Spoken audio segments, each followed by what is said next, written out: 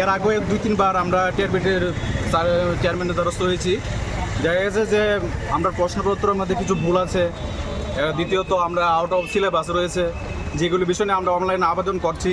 তারপরও কিছু কিছু আরও প্রশ্নপত্রের মধ্যে কিছু কিছু ভুল ছিল, যে প্রশ্ন নিয়ে আমরা চেয়ারম্যান স্যারের সাথে দেখা করার জন্য চেষ্টা করছি অনেকবার, কিন্তু দেখা করা সত্ত্বেও স্যার আমাদের কথা কোনোভাবেই শুনতে রাজি না।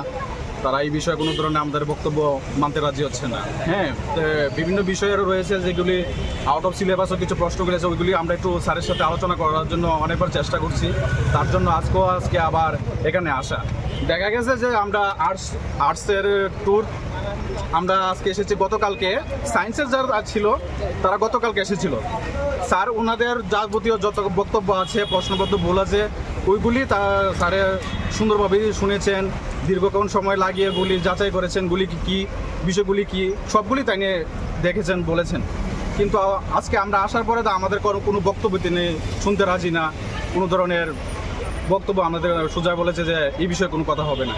কিন্তু কথা হলো যে আমরা মানে আর্টসুর মানে কি সমস্যা, আমরা কি অপরাধ করলাম, আমাদের কথা কেন, বক্তব্য কেন শোনা হচ্ছে না? আমরা কোনোভাবেই আমরা কথা বা আমরা যে সমস্যাটা ভুগছি আমরা ওইগুলি কোনো অবস্থাতেই আমরা মানে প্রাণের সামনে আমরা মানে উপস্থাপন করতেই পারছি না।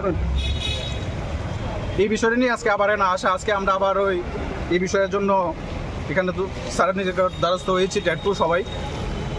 এর আগেও তো আপনারা এসছেন, এসে কথাও বলেছেন। না, কথা হয়েছিল, কিন্তু স্যার এতটুকুই বলে আমাদের বারবারই আমাদেরকে এতটুকু বলে তিনি তাড়িয়ে দিচ্ছেন।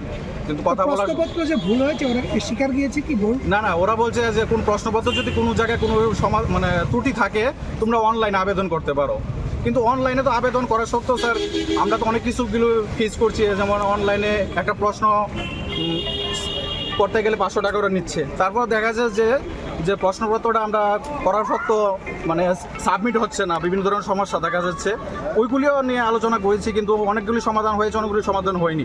কিন্তু মেইন বিষয় হচ্ছে আমরা সমস্যা হয়েছে প্রশ্নপত্রে। কিন্তু প্রশ্নপত্রের ব্যাপারে তো অনলাইনে তো আলোচনা করা যায় না কারোর সাথে। তো আমরা ভাবলাম যে একবার স্যারের সাথে আমরা একবার আলোচনা করি বিষয়গুলি। স্যার তারা যদি কোনোভাবে আমাদের একটু আশ্বাস দেন যে আমরা এই বিষয়গুলি দেখব, কিন্তু আশ্বাসটা পাওয়ার আশাই আমরা বারবার এখানে দ্বারস্থ হচ্ছে আর কি স্যারের।